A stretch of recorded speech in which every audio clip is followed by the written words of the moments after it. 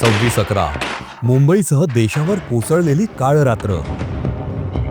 त्यात महाराष्ट्राच्या या भळभळत्या जखमेवर मीठ चोळण्याचं काम केलं ते माजी उपमुख्यमंत्री व दिवंगत नेते आर पाटलांच्या या वक्तव्याने. पुलिस को इंफॉर्मेशन यदि सही होती तो पूरा प्रबंध पुलिस की तरफ से किया जाता है.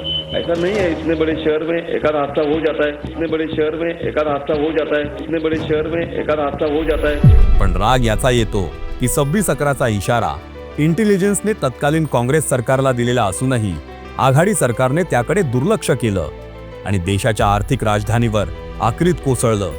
हा काळ देशाच्या इतिहासातील सगळ्यात वाईट काळ होता. देवळात नारळ फोडण्या इतका अतिरेक्यांसाठी देशभरात कुठेही बॉम्बस्फोट घडवून आणणे सोपे होते.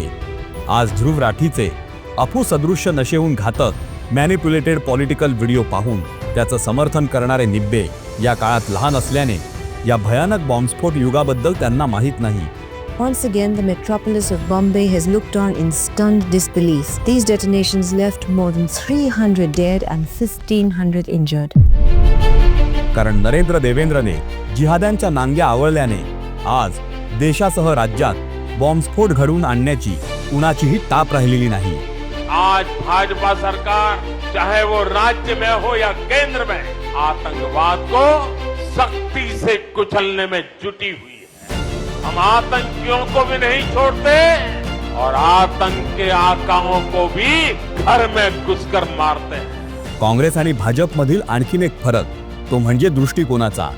काँग्रेसच्या दृष्टीने बॉम्बस्फोट हल्ले म्हणजे मोठ्या शहरांमध्ये छोट्या दुर्घटना घडतात असा होता. मुझे 14 साल पहले हुए मुंबई हमले की तस्वीरें भी याद आ रही.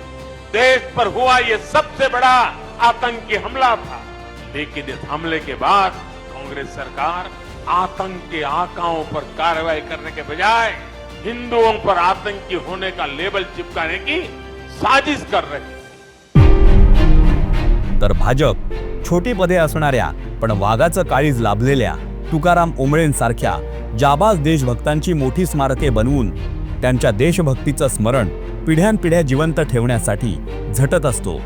मुंबई साहेब त्याला एकदम चिकटणार आणि त्यांनी त्याच्या छातीबरोबर लपवलेली AK-47 रायफल पटकन तिचा बॅरल वर केला आणि मुंबई साहेबांनी ते बॅरल दिसताच ते बॅरल पकडला दोन्ही हाताने. खाली पडला अतिरेकी म्हणून सगळेजण त्याच्यावरती तुटून पडले. ज्यावेळेला ते तुटून पडले तर आमचे ASI ओंबळे साहेब होते, ते त्या गनच्या त्या साईडला ते होते. दाबला, त्याला पकडला, परंतु ती गन त्यांच्या इथे असल्यामुळे त्यांनी ट्रेगर ओढला आणि 8-9 गोळ्या त्या आमच्या साहेबांना ओंबळे साहेबांना लागल्या.